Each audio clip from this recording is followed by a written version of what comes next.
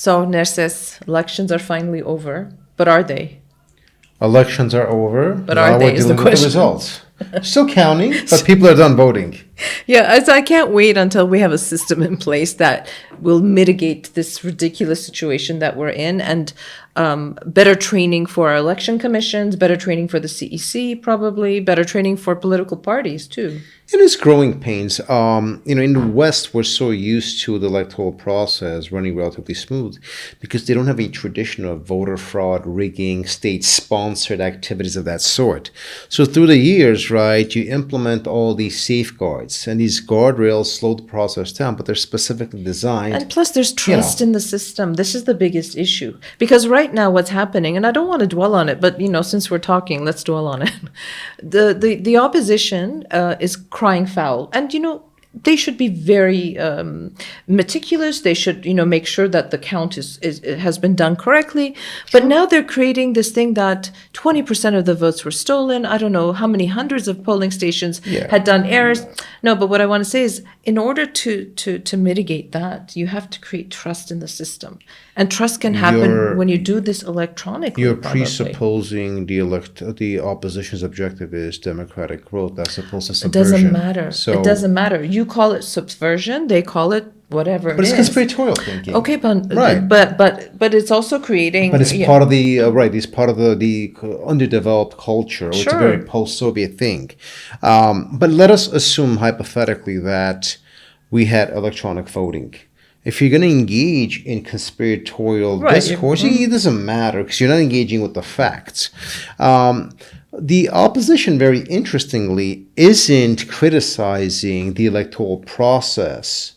What they're generally doing is they're trying to suggest distrust in the ruling government, and then you proceed. It doesn't from matter. there. You have 5 precincts that show up with errors. Right? It gives them, it gives them the... It happens everywhere, right? Wow. Yeah. I mean, that's why you have recounts in many of the elections that take place, for example, in the U.S. Therefore, the recount mechanism is precisely designed to alleviate those concerns. So we can have an honest conversation about the structural shortcomings of the electoral system, absolutely. But I think, when we delve into sort of conspiratorial thinking or false accusations, they're definitely harming the integrity of the process, and you're not doing any good for your democratic process as well. But to your point, you develop institutional trust, generally speaking, by giving citizens a level of sort of, a substantive understanding of the process. And so when you have citizens walking in, right, looking all confused as to how am I supposed to vote here, right? You give me 19 or 18, pieces ballots, of paper, and what do I do? Yeah, so literacy, electoral literacy is very important. So the complexity of the process also makes it conducive to a lot of these conspiratorial discourse. It's like a double-edged sword, and we're working through it. It's growing pains. Yeah. Again, I don't want to dwell on the process itself. I want to dwell on what comes next.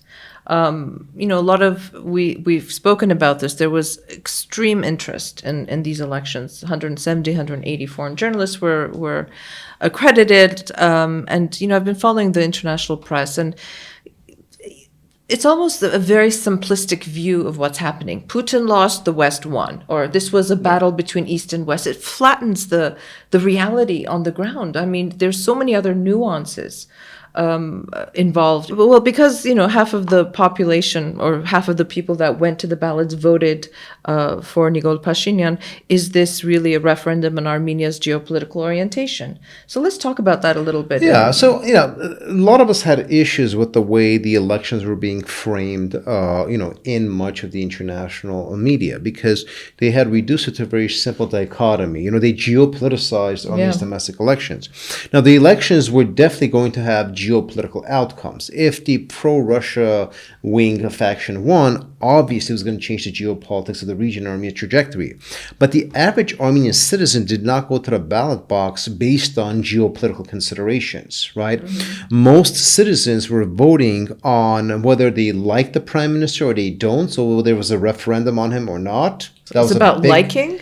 Liking Are we still there? Approving his performance, liking his government, so on and so forth. We use the term liking in a generic sense. So did they endorse his peace agenda? Well, from our interpretation, yes, right? But half the population didn't, obviously. Right. So, but then in democratic politics, right, you win majority, right, or you get that vote. It's your constitutional system. So, definitely more supported it than did not. Okay, hence the voicing. So you can't. It's a question of how you qualify. You get the majority of the votes, right? That's the system. You win. The other party that said we don't endorse it lost. So you qualified in that context, but the international press, right, did not pay attention to the things that are specific and important to domestic Armenian politics. And that's kind of what I want to address.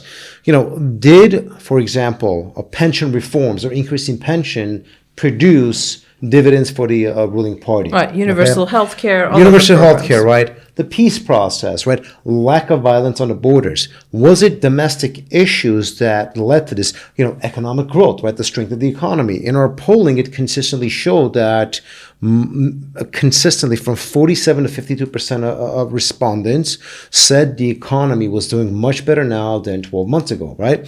So there was a vote of confidence. So all of these issues, right? Pocketbook issues, security issues. This is what shapes the thinking of the average voter. In the international media domain, all of those were obviously irrelevant because if you're trying to sell, headlines, talking about Armenia's domestic politics isn't going to matter, right? So what matters for international observers is how can we make this more interesting to our readers? And so if you reduce it to an East-West dichotomy or, Putin versus Europe or Putin versus the United States, then it makes a lot more sense to the untrained observer who wouldn't even know where Armenia is on the map.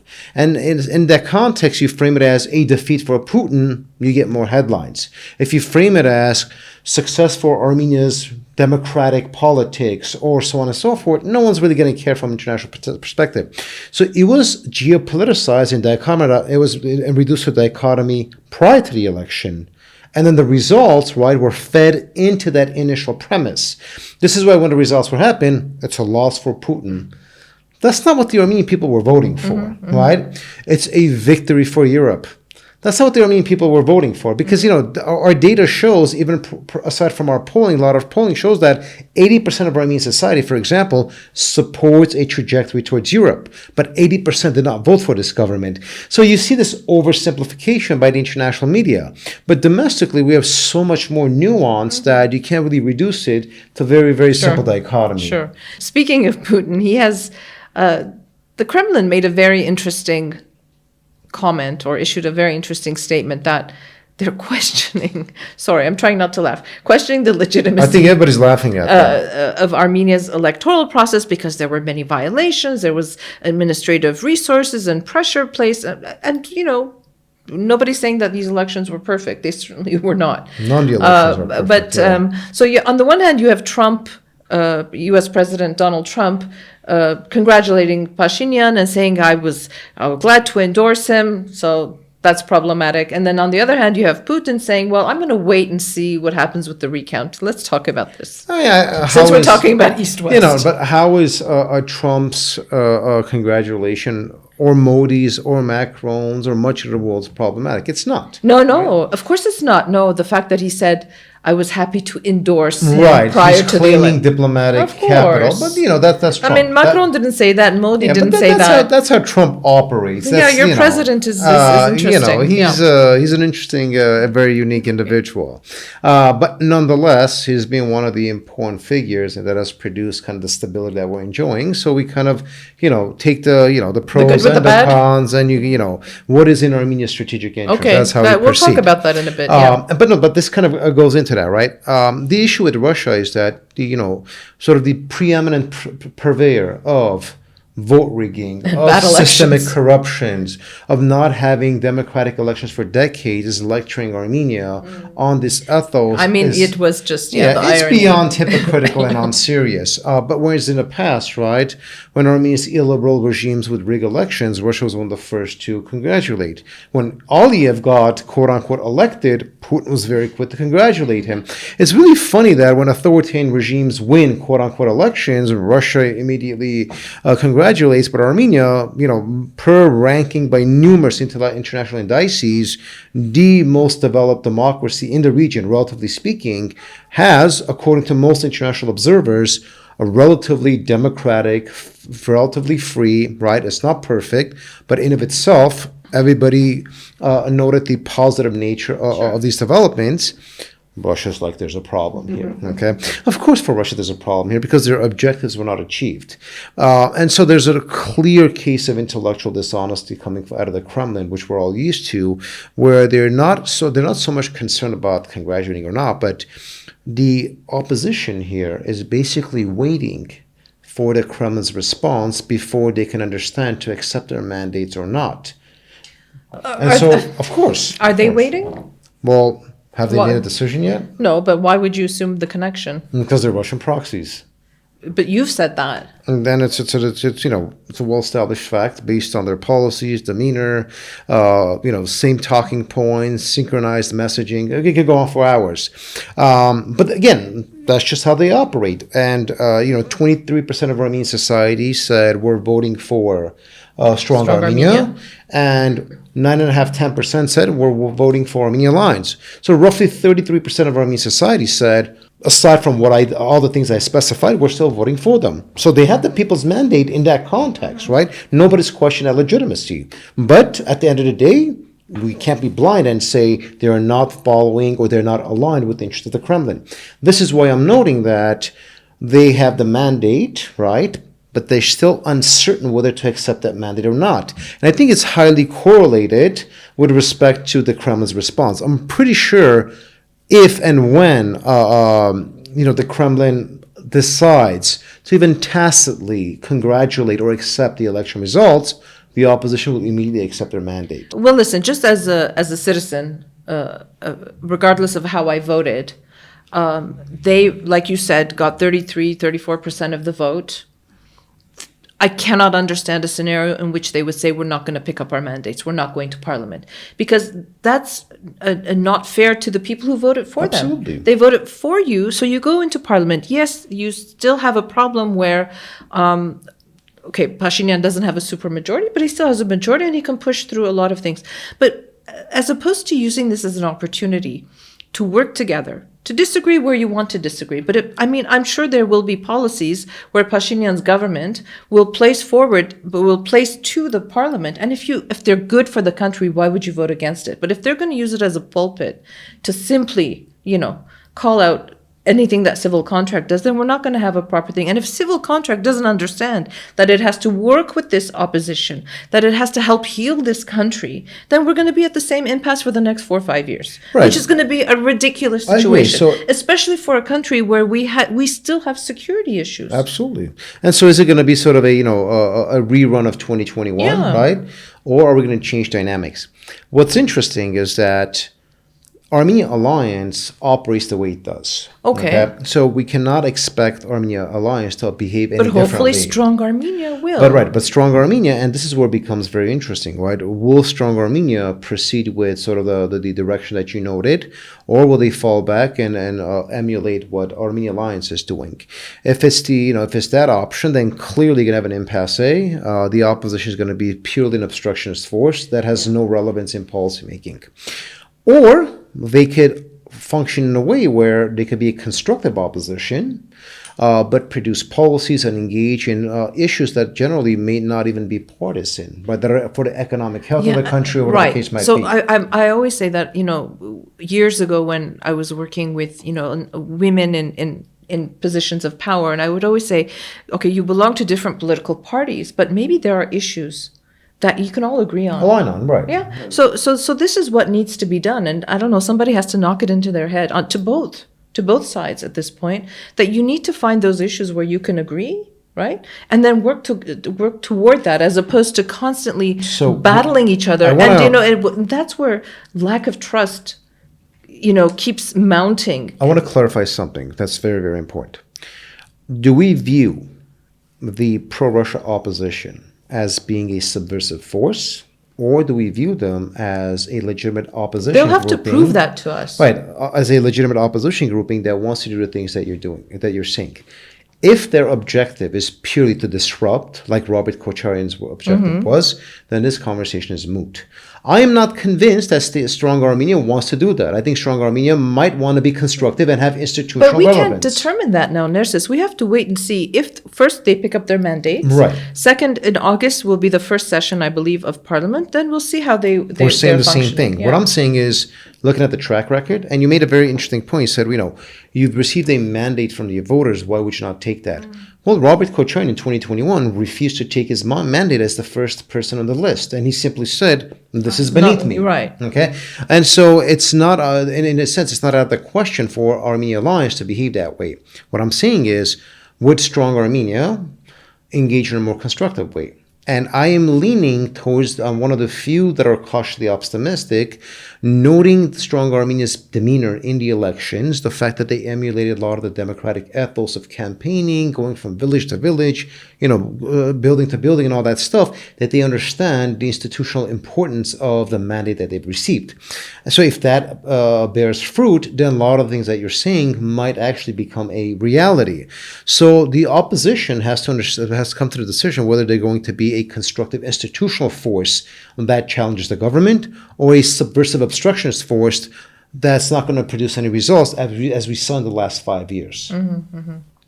Another thing to consider is putting aside, I'm pretty sure they're going to pick up their mandates. I mean, at least I'm hopeful that they will, is how Russia is going to move in this new reality or the continuation of what we had.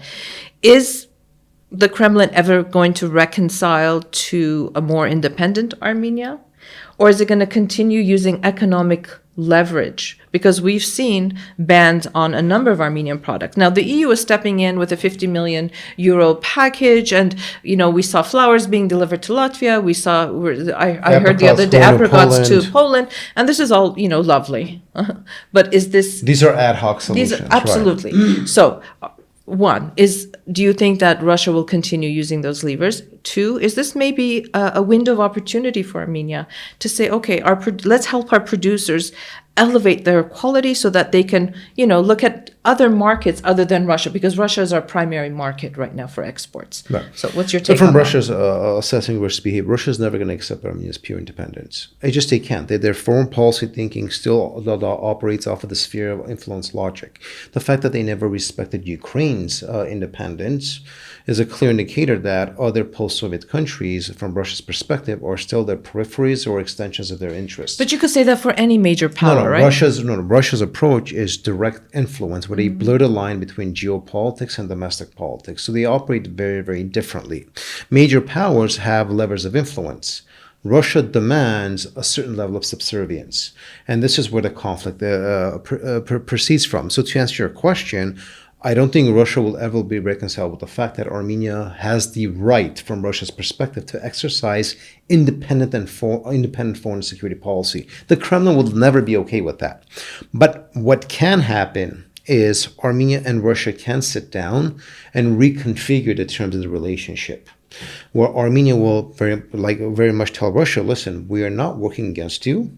On issues that are important to you, we are more than welcome to abstain, but do not dictate terms to us and respect our right, our agency as a country to choose our trajectory. Russia's whole logic is that we are going to create that dichotomous structure. Either you're with us or against us. And Armenia cannot obviously accept that. We've talked about this multiple times. No, those are the sort of the underlying contours of Russia operates. Now, based on that thinking, right, based on that paradigmatic thinking, Russia then proceeds to engage in activities that it does. So, punishing Armenia economically for no reason whatsoever, violating the terms of the Eurasian Economic Union for no reason whatsoever, is predicated on the logic that they could do whatever they want because they have no respect for Armenia's sovereignty. So this isn't happening in a vacuum. That's why I'm tying it to the underlying thing, a vision or document that Russia has. Will Russia continue doing these things? Of course they are. Now, the level of intensity would determine whether they do it to such an extent where they further force Armenia away, or they will temper these activities as leveraging mechanisms to tell Yerevan, okay, let's sit down and come to a new set of understandings. Okay, but I think the Kremlin is come to the realization that These mechanisms did not work in Georgia, and Russia was in a much better position back then than compared to now. Another thing to pay attention, a weaker Russia is always a more dangerous Russia.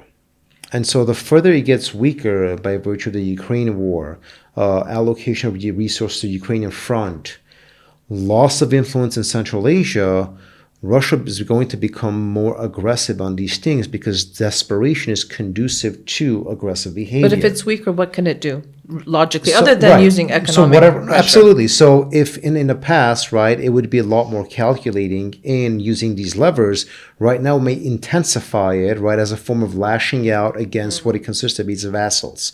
And so to answer your question, there could be intensification by virtue of Russia weakening, or there could be more somewhat of a mitigation. Russia says, okay, I can intensify, but if you don't want me to intensify, let's sit down, okay, and come to an understanding. So this is kind of what we're looking at. Armenia's position has categorically been to de-antagonize.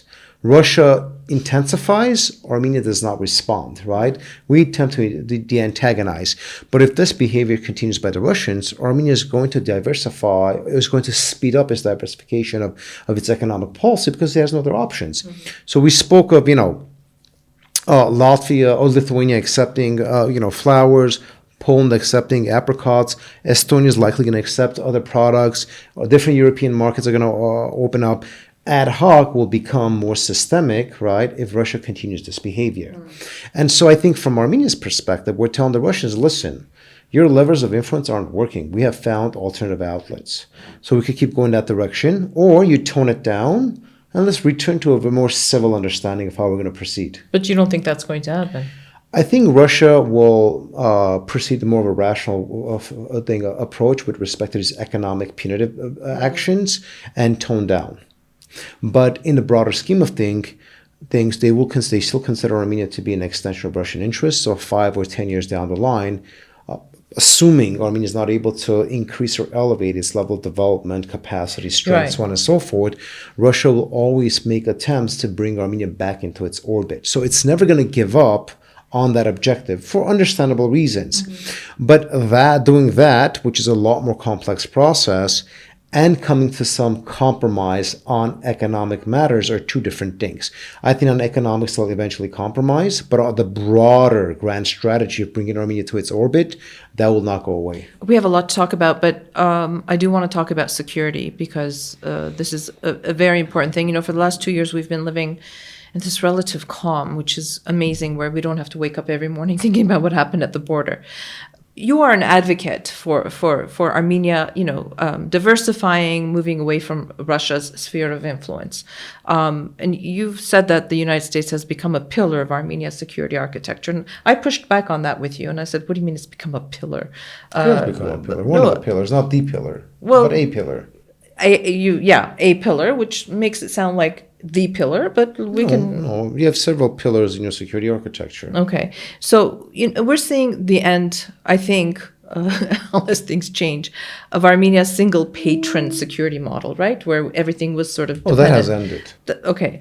So can Armenia balance these ties, deepening ties with the U.S. and Europe while remaining in the EAEU, right? I talked about security, but that's also part of it, and maintaining a working relationship with Russia, because at this point it looks like it's a zero-sum game for Russia. So I don't like using the word balancing.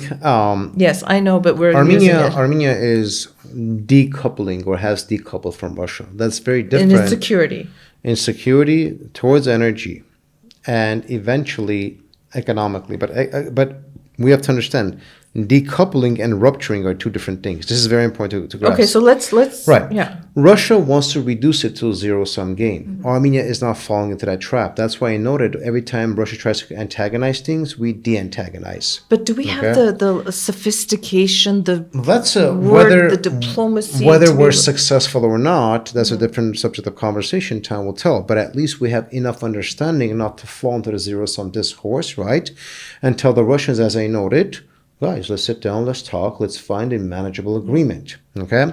So in that context, right, what Armenia is doing is through this diversification process, it is managing right? Not interbalancing is a very complicated concept. Small states cannot balance. Balance requires immense amount of resources. Small states either hedge or they manage, okay? So Armenia right now is managing its relationship with Russia by de-antagonizing. At the same time, right, it is diversifying and managing its... Wait, does that not antagonize them more? No, it doesn't. It shouldn't, right? I mean, listen, if your position is you breathe without my permission, therefore I'm going to antagonize you, then you leave me no room to breathe. Okay, so whether Russia has chosen that option or not is beyond Armenia's capacity. All Armenia could do is say, listen, guys, we're managing this. You antagonize, but I'm going to de-antagonize. I'm going to be the constructive partner until you get over your anger or frustration or your realization that your policies of subverting my elections have failed. Once you get over that, and you realize I'm your partner in the Eurasian Economic Union, you either treat me as one or I'm going to leave. Or maybe by virtue of treating me like this, you're telling me to leave. Let's have a conversation about that. But managing Russia, managing U.S. relations, EU relations, right? These are all processes that are defined by the concept of de-risking, where you mitigate risks and you manage relations. And that is the best Armenia could do. Because as we've spoken about this extensively, right? Having a single overlord who claims to be your protector, right, is a failed model. Okay, so what Armenia is doing right now is it is forming a multiplicity of strategic partnerships to diversify all of its relationships. And different strategic partnerships have different depth, and different strategic partnerships have different structures. But Armenia right now is no longer, right, a marginalized Russian vassal. They are engaging in a type of partnerships that they're producing. What this does is this allows some leverage when Russia engages in punitive action. Like we spoke about, if Armenia had not diversified, you would not be able to send anything to Europe. If Armenia had not diversified, you would not be able to purchase the weapons that you're doing. If it hadn't diversified, right, it would not have access to international markets that are slowly opening up to it. So this is the perspective that Armenia is proceeding from, okay? This is not an anti-Russian position. Yeah, but if it had not moved away from Russia, it wouldn't need to diversify. Eventually you would, because if Russia's economy collapses, your economy collapses. If Russia's security situation becomes dire, your security situation becomes dire. And Russia is not a developed country. So when your security guarantor is a developing, right, a developing mid-level Russia country. still considered to be a developing country? Of course, look at its economy, look at its infrastructure, right? Look at its political system. Russia is basically a mid-level, right, mid-level superpower? It's not a superpower. Well, it's... Russia tries to act like a superpower. Russia is your quintessential middle power. Russia is a regional power. Russia is not an international power. Russia cannot address any problems in Latin America. It cannot address any problems in sub-Saharan Africa. All it could do is address the countries that are in its proximity. Therefore, it is a middle power. So when your security guarantor is an economically underdeveloped, it's not a developed country, right? It's a developing one. So when your security guarantor is a developing middle power, okay, that mostly is a natural resource extraction economy, and you're saying, well, if we stick with that, we don't have to worry about anything else. That's not a productive model. And also, can anybody show me a country that has been under Russia's orbit that is, I don't know, developed economically or politically? I don't know, but I want to tell a lot of people to go to Minsk. Those especially who... You're right. I'm going to buy you a ticket to Minsk. They might have pretty tractors, but that's about it. We joke about this, but being within Russia's sphere of influence is a recipe for underdevelopment, cultural, economic, scientific, so on and so forth. Innovation, yeah. And this is not an anti-Russian statement. This is a statement that their political system and their regional system simply isn't conducive for their partner countries to develop. And so why would a country want perpetual underdevelopment? That is why you decouple and engage in diversification. But you're not cutting ties with Russia. I mean, we see what Kazakhstan is doing, for example, right now. They are opening up their markets to Europe, to the United States. And how is Russia responding? Russia clearly is very unhappy, but because all of the resources are allocated on the Ukrainian front, they can't do much. And, Armenia isn't Kazakhstan. Kazakhstan is much bigger. It has oil, it has resources, and Kazakhstan is also important to China, right? So it's a completely different dynamic. dynamic. But this is one example that this whole process of de-risking Russia and finding alternative partners in the international arena is not an Armenia-specific thing. Other actors are doing because they're realizing being in Russia's periphery simply does not lead to a higher standard of living, growth, or development. Look, I want to look ahead. We have a new government. Well, we don't know what the composition of the government is going to be yet. It's going to be very interesting to see how that turns out. We're still waiting for the final results, which the CEC, the Central Electoral Commission, has said that they will publish on June 14. That will determine what the opposition does. Let's assume everybody calms down and the opposition does take up its mandates. We still don't know whether Pashinyan will have 3/5 or 2/3 majority, because this is there will be no 2/3. Simple majority or 3/5. Simple majority or 3/5. That's right. Which means that Pashinyan can't push a referendum on the constitution, which means that might impact the peace process, because as we know, Aliyev has been very vocal in demanding that Armenia amend its constitution to remove the declaration, which he says has irredentist claims, which is a huge problem right now. But so we know that he can't do that. What does that mean for the peace process, do you think? It's a very good question. I'm going to be very honest. This is the point of this conversation. It doesn't mean much. It doesn't mean much? No, because Why? I think, so a few points. One, Aliyev has been awfully quiet about that Hasn't he, though? referendum Yeah. for some time.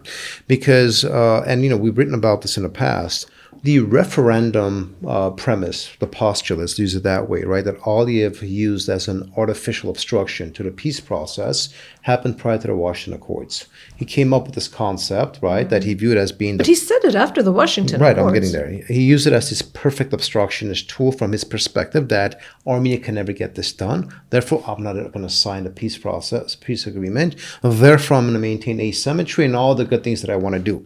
And then the Washington Accords happened. But because he had hyped this up so much domestically, and he had to maintain it. Okay, so so you had the Washington Accords, but listen, developments from the Washington Accords up to now have exponentially changed. U.S. Armenia relations have gotten much deeper. Sure. U.S. strategic interests in the region have exponentially grown. The peace process, the normalization process, is no longer a specific Armenia-Azerbaijani phenomenon.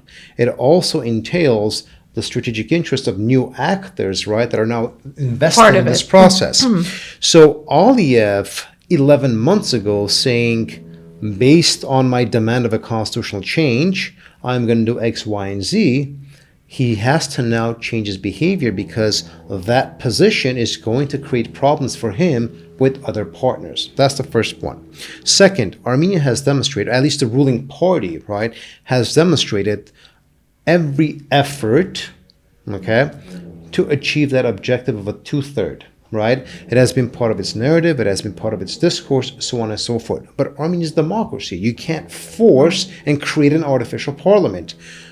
Our transatlantic partners realize that, the United States obviously understands that, and Aliyev understands that. Okay? So if Aliyev at the end of the day is going to say, I am demanding something that I know is not possible, and I'm going to use that impossible premise to disrupt an entire subcontinental project with this much U.S. strategic interest and potential European interests, that no longer is a serious subject of conversation. Also, we take Aliyev as this non-rational actor who really doesn't understand the dynamics. Of course he does. Right? Assuming that position is But going that to create... non-rational actor. He's not. That's what I'm saying. He's a highly rational actor. But he acts irrationally. No, he doesn't. Yeah, sure he does. No, he doesn't. How does he act rationally? I don't know. Are we still talking about all the crazy things that he expects the Armenian side to do? From him, that's a rational position because he has his maximalist position. For us, it's irrational. But for him, it makes all the sense. Well, okay. Now, I'm not saying he's a nice person. Okay? He's definitely a brute. But he has it's an end means dialectic, right? It's pure instrumental rationality, trying to get from A to B. And he will use whatever means he needs to. We need to understand that. Okay, so you're saying that he will understand that Armenia's government is in no position. He already understands Okay, that. okay, let me just formulate my argument. He understands that the Armenian government cannot make good on its promise to hold a referendum. Yes? Armenia's government never made a promise. They said they will do everything to hold a referendum. But if your legal system doesn't allow it because you don't have the votes to initiate a referendum. So that's a different subject of conversation. Fine. But what is Aliyev's next moves? So this Now is, that we have this situation. Right, this is what we need to understand. The point that I'm trying to make is that it's in Aliyev's strategic interest to tone down on the referendum premise because of the pressure that he might start receiving from the United States or the transatlantic system, which he has spent so much time positioning himself in. Okay, so if you were going to ask me, right, what would be Aliyev's next move if I was Aliyev, right?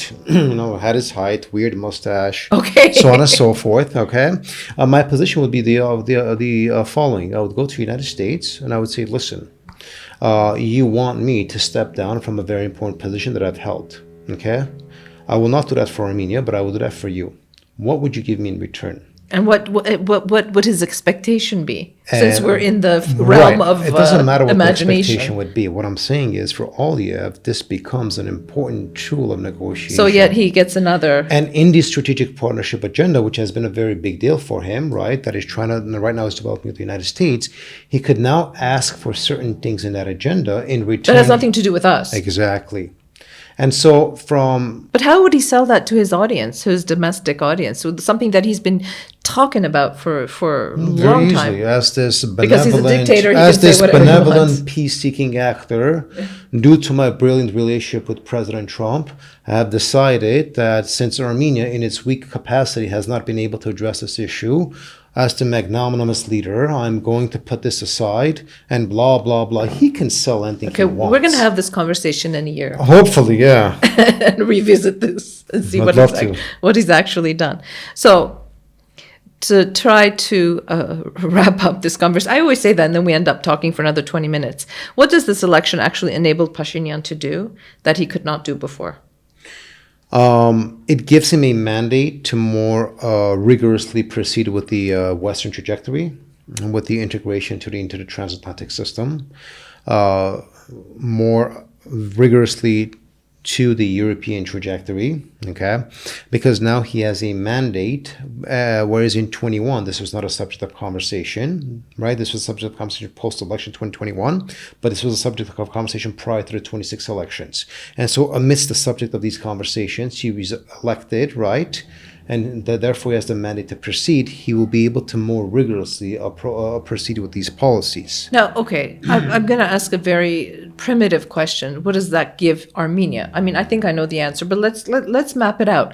Western pivot, more integration with the EU. What does that give Armenia in terms for security, economy, even for domestic issues? In the domain of security, you mentioned, I had published an article, we published something last month on how the United States is one of the pillars of Armenia's security architecture. TRIP, U.S. pressure on Azerbaijan, layers of self-deterrence, right? And those are going to evolve. Are we going to see movement on TRIP? Of course we're going to see movement on TRIP. We've just been hearing a lot of talk. No, you saw a bunch of signatures Like taking what? place. Okay, signatures. You had There's a lot of signatures on a lot of You had documents. Marco Rubio who visited Armenia For an hour. It doesn't matter. He you know, still came. Okay. Someone of that caliber really doesn't come to a small state unless, it's important. All right. Okay. You've had the feasibility studies taking place. You already have the TRIP endowment fund developed in the United States with money allocated. TRIP has been specified in congressional legislation demanding congressional oversight and potential funding. So all of these movements are taking place, right? The economics of it, the logistics of it, so on and so forth. And so we are very close to achieving the implementation stage. So of course there's going to be movement. There was no reason to do all this stuff and then simply stop. If some were claiming this was some kind of a show for the elections, hypothetically, where the elections are over, yet why are we still seeing movement? Okay, so TRIP is definitely going to happen, and I'm going to be very blunt.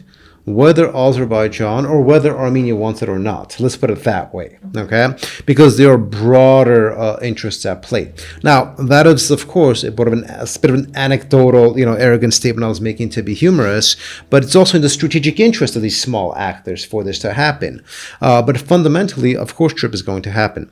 But if we look at it, and we in our last piece on security and governance, Statecraft and governance, on the security elements minutes of the Rubio visit, right, we discussed how in the comprehensive strategic partnership, the United States is now integrated in Armenian security architecture, where we can now purchase American weapons through the foreign military sales clause. We've never had that access before. Where the United States right now is talking about supporting and investing, right, giving the know-how for Armenia's domestic military-industrial complex to develop. How is that not a thing, a role of a pillar, right?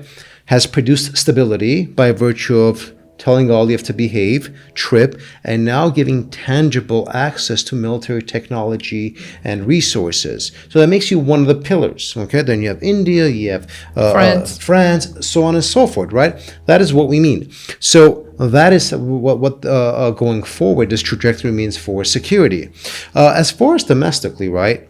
One of the important things we have to pay attention with respect to the European Union is that Europe could be highly, highly instrumental with respect to Armenia's domestic institutional developments, democratic growth, institutional reforms, so on and so forth. They have the funding capacity and the know-how. Whether we do it sufficiently. No, that's a whole other conversation. That's a different conversation. Yeah. But at least the resources are going to be there. So that is what the European trajectory provides. And of course, opening of markets. Okay, we talked about a previous article about energy, the role of the United States, critical minerals, and all that stuff, which also has a very important economic element. The Armenia's access to advanced American technology, GPUs, semiconductors, and all these things. These are all economic phenomenon as well as security phenomenon, right? And Europe also becomes involved in this process. So for Armenia to be integrated in these global supply chains, right? You're going from Europe to the U.S. to Asia. Now you become part of something that's broader than a small regional engagement where you're like, dried fruit. Right? Few bottles of vodka. Yeah, those matter, but your capacity to be in a domain of AI and all these data center and all that stuff, Armenia is selling military technology by virtue of what it's producing, right? Being integrated in global markets. That is what this trajectory is going to offer us to have the opportunity. It depends on whether we step up. That is where the question is. Okay. Final question, promise. What are the three biggest strategic decisions, or two if you want, that Armenia has to make in the coming year? Domestically, it has to be institutional reforms. We've been talking about this forever. I don't even know if it's possible at this point. The reason why I'm saying this is very, very straightforward. There's a reason why Georgia became, as of now, a failed democratic project. Not because its civil society wasn't vibrant. It was. And Armenia's civil society is very vibrant. But it became a failed project because of underdeveloped institution. So it's in a strategic interest. That's not the role of civil society only. That's the government's role. Right. What am I saying? It is in the strategic interest of the Armenian state to develop its institutions. Or else it'll fall into the same trap that Georgia did. And this is where you mean that civil society has to play a role in this? Civil society, no, I'm saying all the role that civil society plays will not be enough if you don't have institutional reforms. So the first strategic objective, right, is to address this problem. Because you can't be integrated into Europe, you cannot have economic growth development, right, if you don't have developed institutions. So, in Armenia, yes, you see, for a long time we've spoken about it, but most viewed it as you're supposed to do that because you're a transitional democracy. Let's put that generic, abstract notion aside. You have to do that because you cannot develop economically, politically, and even in the domain of security. You can't have a healthy, strong domestic industrial complex if you don't have strong institutions. So that in itself, the reason why I'm saying is because it's a comprehensive process. So the number one strategic objective has to be domestic institutional reforms. That is a security issue, that is an economic issue, that is a democratic issue. Does this government have the ability, capacity, resources to be able to do that? Of course it does, because then why hasn't it been doing it? Now it had it in 2021. Well, no, in 2021 it didn't. Why? Right? Because it found itself in a security dilemma, which to a large extent right now. So we can't do anything that they couldn't be mutually exclusive. Like you couldn't do that and this. You did not have, as a developing country that found itself in a severe security environment, you did not have the resources. Right? Now, does Armenia have the resources now? It is developing the resources by virtue of its partnerships with the Europeans, by virtue of establishing normalization, potentially peace, but at least normalization. And now you could allocate resources, capacity, planning to those things because you're no longer in survival mode, right? Now you're in growth mode. Are we? Of course we are. Our economic growth speaks for itself. Our improvement in security speaks for itself. All these development, the diversification of partnerships speaks for itself. We are in a growth mode. Whether we grow sufficiently, again, is up to us. But to answer your question, when you talk about capacity, yes, all these things represent that. The resources are there. Whether you use it intelligently or not, again, that is the big question. The second, to answer your question, biggest strategic decision Armenia has to make is whether it wants to be fully integrated into the transatlantic system or hedge the transatlantic system to normalize relations with Russia. Okay? And this is going to require a macro level of management, which we're not at. Okay? Yeah. But at the end of the day, right, Armenia is never going to play that game us against them. We're not going to fall into the Saakashvili trap. We're not going to antagonize Russia. Okay. You're saying that so confidently. Because it remains to be seen how this government can manage those relations. But this government's persistent de-antagonization approach suggests that the thinking is there. Right. And it would really help, actually, now that you're saying this, if you keep calling them the pro-Russian opposition. Let's agree that that's what they are. Let's call them the anti-Pashinyan opposition. Let's call them whatever we want to call them. But this opposition can play a very big role in mending ties. Yes. Absolutely. I mean, if they feel that Russia, and because they do, and I'm not saying that that's wrong, that Russia has to be Armenia's protector, or that without Russia we can't survive. Let's assume that's their thing. Then they can play a huge role in mending those bridges that, you know. You're assuming they want to be constructive. If they want to I am assuming. I'm going to keep saying it. I hope that they are constructive, and I hope that civil contract is open to their constructive approach. For example, from my perspective, I think if they want to be constructive, I would have no reservations, hypothetically, sending a delegation, right, of strong Armenia representative members of parliament, for example, to Russia, to perhaps further de-antagonize and find language, assuming the Russians are because that for me is nation building. That for me is love of statehood and love of country. Exactly. If you are constructive for both parties, I don't care which party you like or dislike. It doesn't matter. Right now, it's about the survival of Armenia for me. This is how exactly. So to answer your question, first strategic decision is domestic institutional growth. The second strategic interest is strengthening diversification and while third managing is to get Russia. This noise to stop, but we have no control. It's Armenia. We're growing. We're building. Everywhere. We're building. There's construction everywhere. Okay, I keep interrupting you. So the third? And the third is not as strategically vital as that. Is basically Armenia developing its economic capacities to be integrated, as I initially mentioned, the global supply chains. Okay. Now, of course, we want that, but wanting something isn't a strategy, right? So, what economic vision is Armenia going to develop, right, to not be fully reliant, 80-90% of its economy on the Eurasian Economic Union, and be actually have the capacity to integrate itself into the broader global economy? That's a big absolutely. Yeah. But that is the long-term trajectory and health of the country. We should have a plan. I mean, that's the thing, right? I always say a plan is very, very important if you want to grow. Okay, sounds good. I want to end on a positive note. I want to believe that whatever ruptures or things that we had and the polarization of our society, at some point we're going to put on our big girl and big boy pants and say, this is what we want to see for our country, and let's work together. As much as we dislike each other, as much as we might not see the same path, but we have that same sort of vision. Yeah, our political culture has to evolve where we depersonalize debate, and that's going to take some time. But I think the more we mature up, the more the younger generation understands healthy debate, as opposed to visceral, angry debate. And these are takes time. Yeah. Healing takes time. We keep using that term, but there's But no it's other so mechanism. important, There is yeah. no silver bullet to these things, you know? Armenia is a wounded, traumatized society that is clawing its way out of, decades of underdevelopment. So you have economic growth now, you're addressing security issues, but next are socio-societal issues. And these things is where we will see the actual strength of the Armenian culture. Are the attributes of our culture conducive to political cultural growth? Or does it stunt political cultural growth because we're such a clannish and interpersonal people? Yeah. This is what we're going to see down the line. Let's see. Thank you, Nerses, as always, and thank you for joining us.